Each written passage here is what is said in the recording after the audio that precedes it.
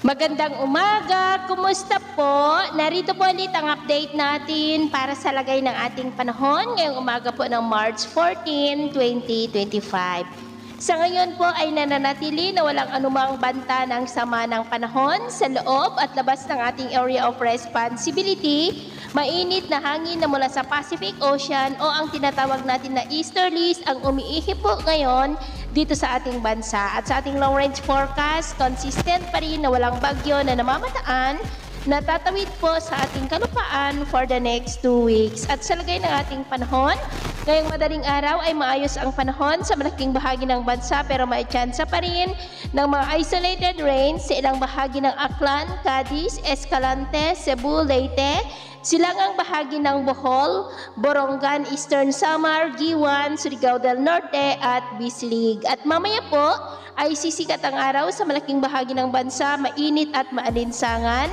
Pero may tsansa pa rin ng mga cloudy skies with isolated rain sa ilang bahagi ng Aklan, Cadiz, Escalante, Cebu, Leyte, southern part ng Samar, Surigao del Norte at Bislig. At mamayang hapon, maayos pa rin ang panahon sa malaking bahagi ng ating bansa, mainit at maalinsangan. Pero may tsansa pa rin ng mga cloudy skies with isolated rain sa ilang bahagi ng Leyte, Cebu, Cadiz, Escalante, Caraga at Davao. Kaya kung lalabas po tayo sa ating matahanan, ugaliin lamang po natin lagi ang magdala ng kahit anong panangga natin sa init ng araw at proteksyon na rin po sa mga biglaang buhos ng ulan. At sa atin naman pong mga baybayin, wala po tayong nakatas na anumang gale warning signals pero iba yung pag-iingat lamang po kung papalaot tayo para po mas makaiwas sa mga sakunang pangkaragatan.